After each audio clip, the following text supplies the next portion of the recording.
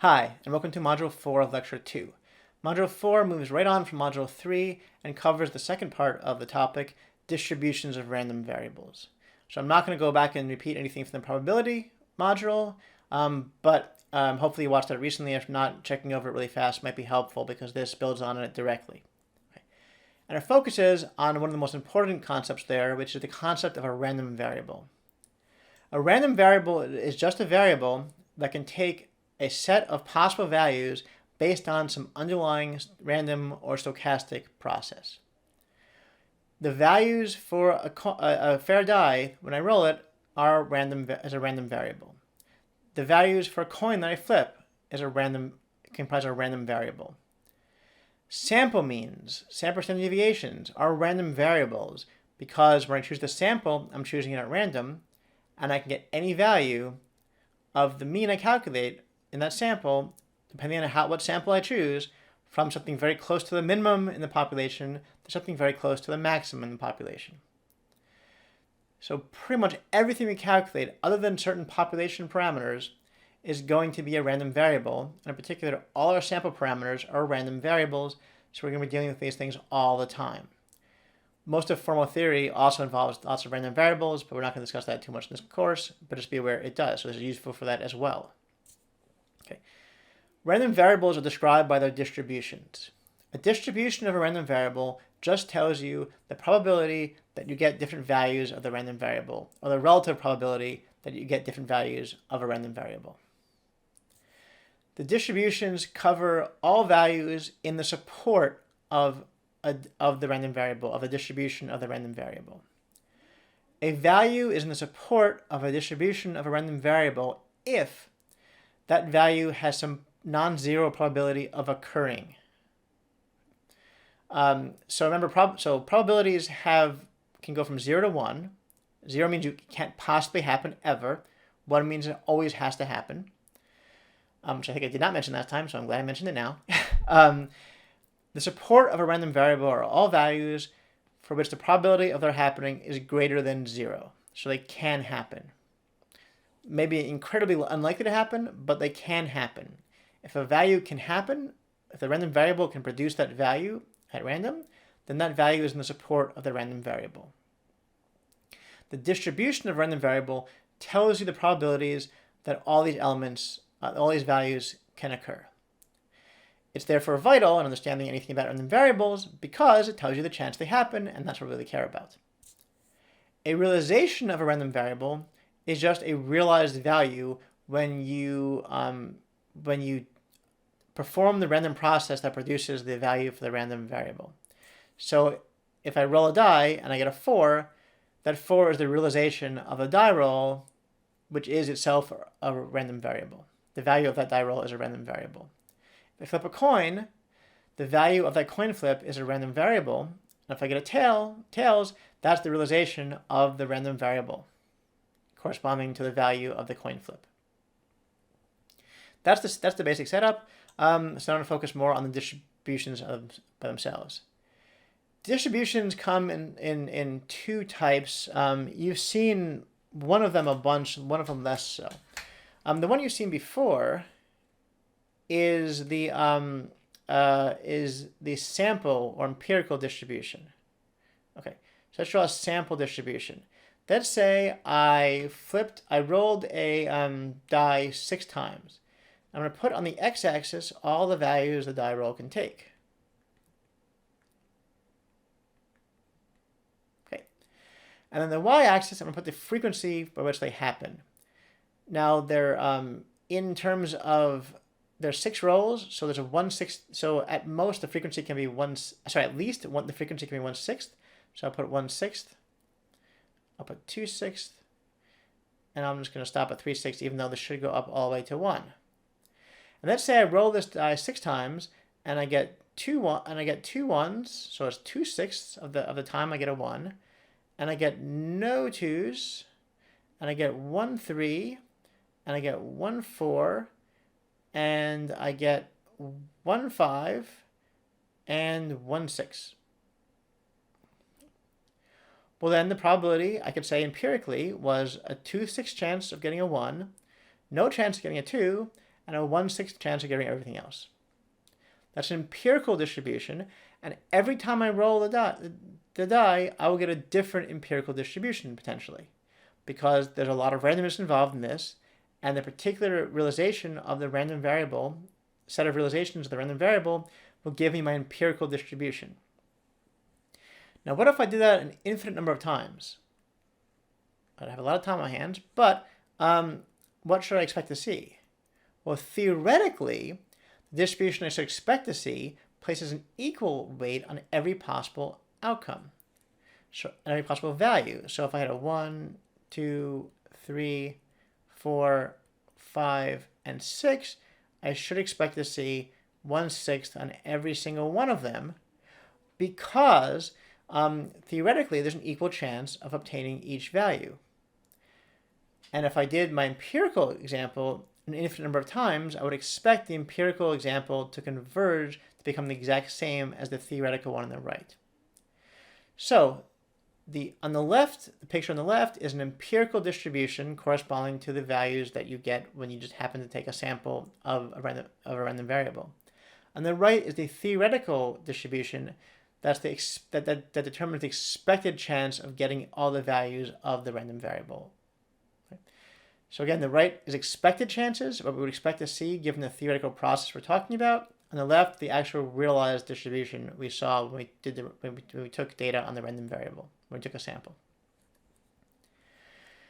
This thing on the right here is known as a PMF, or probability mass function. A probability mass function is a function that tells us the probabilities that each value in a discrete distribution of a random variable will occur. In this case, the probability mass function is just on the probability of getting 1 is 1/6, probability of getting 2 is 1/6, and so on and so forth. In general, it gives you a series of probabilities that look like this. If capital X is a random variable, then lowercase x sub I is a series of values for that random variable. And the probability mass function gives you the series of all these probabilities from, in this case, 1 to 6, but in general 1 to n. Or it could be 1 to infinity. The point is, all these, 1 to n in this case, all these things are the probabilities that any individual value occurs. That's the probability mass function, and it tells you the chance that each individual value occurs for a discrete random variable, where a discrete random variable can only take on a discrete number of values. This is pretty well defined. It's not any more complicated than I just showed you. That's all it is. The tricky part comes when you move to continuous random variables that can take multiple values, like the normal distribution, the bell curve. That can take any value from negative infinity to infinity. So how do you deal with that? Well, you move on to using something called a PDF, or probability distribution function. Now, a PDF is trickier because you can't just write something like this down, because the chance that any individual value in the infinite number of values that are in any continuous distribution is infinitesimally small. If the probability for any given values occurring were not infinitesimally small, across an infinite number of possible values, then when I added them all up, I would get the total probability would be infinity, and I can't have that. In fact, it must be the case that if I add up all the probabilities that any value in the distribution support occurs, I must get 1, because by definition, some value in the distribution must occur when I draw a value at random from the distribution, from the random variable. That's straightforward in the discrete case, because if I add up all these probabilities, in this case from 1 to 6, but more generally from 1 to whatever, I get 1. So 6 times 1/6 here is just 1. So one of these 6 numbers must occur. However, if I wanted to find a more general probability distribution function, I can call it, say, f to distinguish it, so I don't get confused about what this meaning is for that. This f of x tells me, relatively speaking, what the chance of getting a particular draw of little x is, but not exactly. F of x does not have to equal and cannot equal the chance that I draw x. Rather, it's a little more complicated. If I want to know the chance that some random variable capital X is in some region, let's call this region A, then I have to integrate over that region A, that PDF, and that gives me that probability. That is obviously much more complicated. It requires knowledge of integration and calculus. Don't worry if you don't have that yet. We'll talk about a little stuff in calculus at the end of the course to help you get a sense of the meaning behind some of the stuff we do later in the course. But you don't need to know this for this course. However, if you go on into graduate school, and in some cases in some areas of data science, but not all of them, of course, you will have more experience, more exposure to this kind of calculus because understanding how to compute probabilities is necessary for some of the stuff you would do as you go on. I'm showing this mostly as a way of hopefully making you a little more comfortable with it, so when you see it later again, it'll be more familiar to you.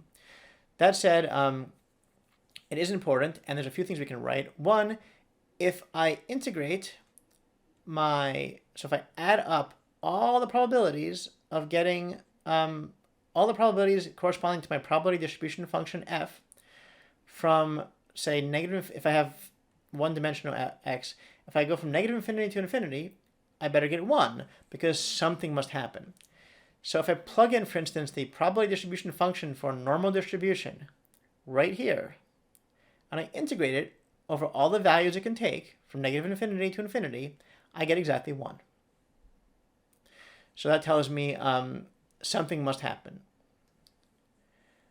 But in general, while you might see the probability distribution function for continuous distributions, they're often used as part of integrals to convert them from sort of relative probabilities to actual probabilities.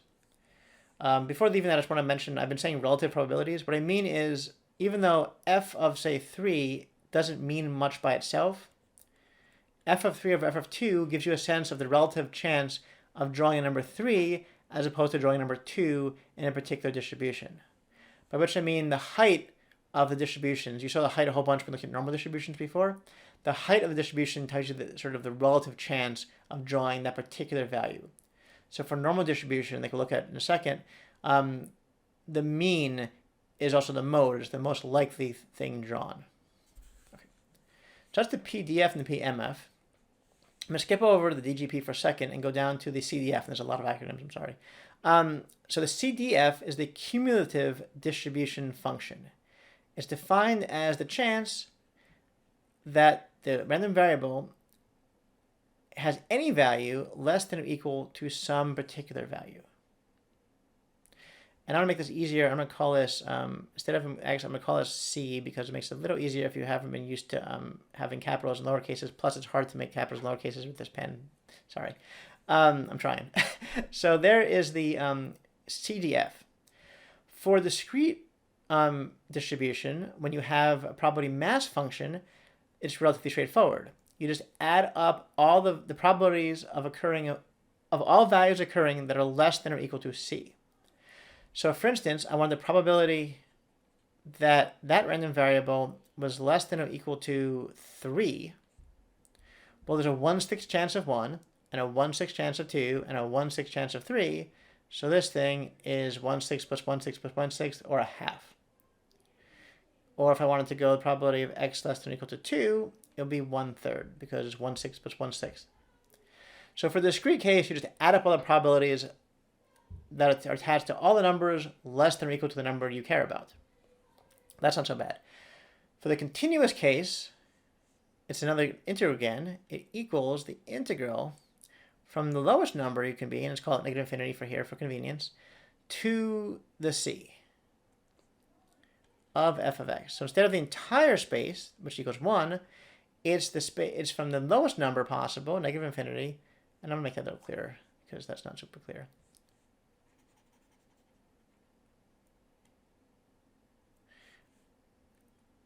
So it equals the integral from negative infinity to c of the PDF, and that's the probability of drawing a number between the lowest possible value and some value c. That's the CDF for a continuous value. So a lot of these, so that gives you a chance, say if I had a normal distribution and they asked me, what's the chance of getting less than or equal to 1 if the mean of the normal was 0? Well, I could do this and calculate the chance of getting less than or equal to 1. All the areas in the curve we saw back when we started talking about statistical inference, the 68%, the 95%, 99%, they were calculated by using a PDF of a normal distribution and integrating between different values on the curve. So if the normal distribution had a mean of 0 and a standard deviation of 1, as a standard normal has, you could integrate from -1 to 1, and you would find that that probability of being in that range is about 68%, or 0.68, and so on. So that's all this is. So if you want between -2 standard deviations and 2 standard deviations, which is our standard 95%, you would get that by integrating the normal PDF from -2 to 2, and you would get about 0.95. And that's how all this works. It's not a mystery. The major issue and why we use tables and figures and stuff is a lot of stuff doesn't integrate really conveniently, and you have to use computers or fancy complex analysis techniques and stuff, and that's not necessary to go through on the fly, so we use computers and write tables. Okay, so that's a CDF. So the key concepts here, the distribution itself, the probability distribution function, or probability match function, that determines the relative likelihoods of drawing any particular value in the distribution, and the CDF, which is the probability of being less than or equal to some value. Now I should say, because the total, we know the total of the capital F of, and this is often called capital F of x, as opposed to the PDF, which is lowercase f of x. So we know that if I take all the stuff less than c plus all the stuff greater than c, the chance that one of those things happens is 1. So if this thing is the CDF, then the chance of being greater than or equal to c equals 1 minus the CDF. So this thing, right, this thing here will equal 1 minus the CDF. So that way this stuff adds to 1. So if I want to know what the chances are of being greater than or equal to some c, I take 1 minus the CDF of the distribution. Okay, that's the CDF. Now I'm just going to finish this up with 2 more things. I'm going to erase this first because it's getting kind of cluttered. Okay. So I haven't talked about the data generating process, and I haven't talked about examples yet. The data generating process, or DGP, is the process that produces your data in theory. So when I roll a die, the data generating process is the physical properties of the die and potentially like my table. Or if I flip a coin, it's the physical processes of my hand and the way I flip the coin and the coin itself and so on, and where it lands. So these are the data generating processes for these physical processes. For other processes, they are the entire potentially political system. Right? So the data generating process underlying how we know who wins elections is absurdly complex. Right? It involves millions of individual actors all interacting with a multitude of institutions. It's a very complicated data generating process. It is nonetheless useful to discuss and think about carefully what your data generating process is, because that'll help determine what kind of distribution you have when you're trying to do statistical inference. Right? Certain processes will produce certain distributions, and that will be necessary to know in order to properly do a hypothesis test. We'll discuss that more coming up, but I just want you to be aware that this was an issue, that this was a thing you should take into account, is trying to understand how your data are generated.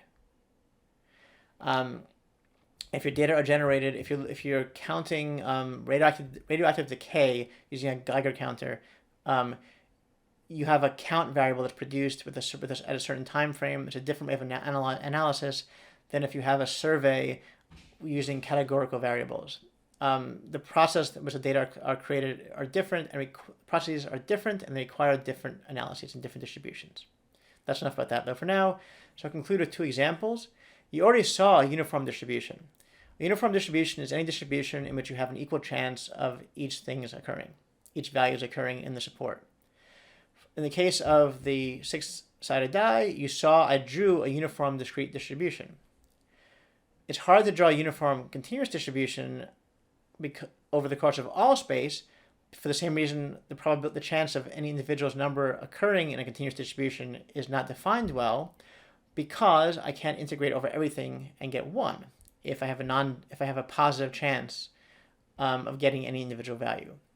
However, I can draw a uniform distribution between any 2 points, little a and little b, and it looks just like this. That should not be angled. It should be straight up and then across and then down. And then this is 1. So you're at 1 if you are between a and b, and 0 otherwise.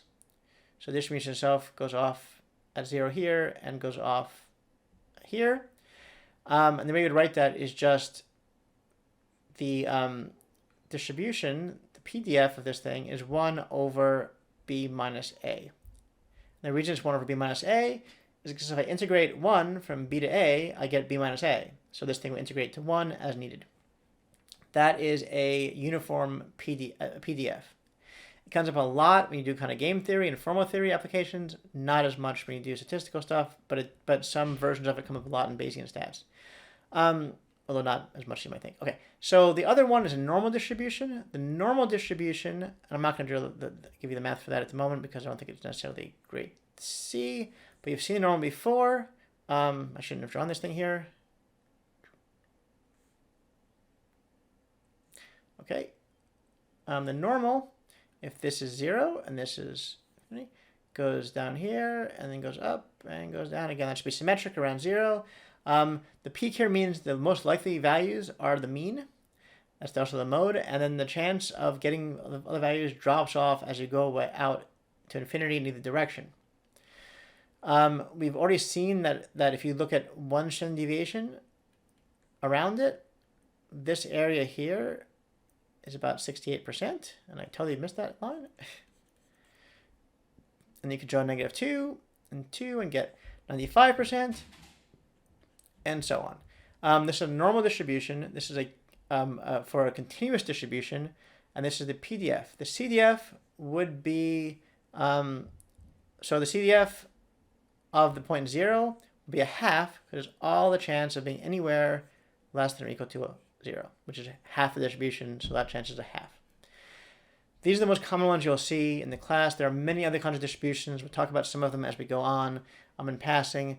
But the point is, all random variables have a distribution associated with them, and understanding how those work and what those mean is really, really important. So I hope this probably long module provided you with some background to maybe make you feel a little more comfortable going forward. Don't worry if every little bit of this wasn't understandable at first. It probably shouldn't be, honestly. But this is the kind of thing, like all math is, that the more you're exposed to it, the more comfortable you will be, and the less it will seem difficult and strange. It will seem more normal, and you'll make the connections you need to make between different topics. Thank you very much.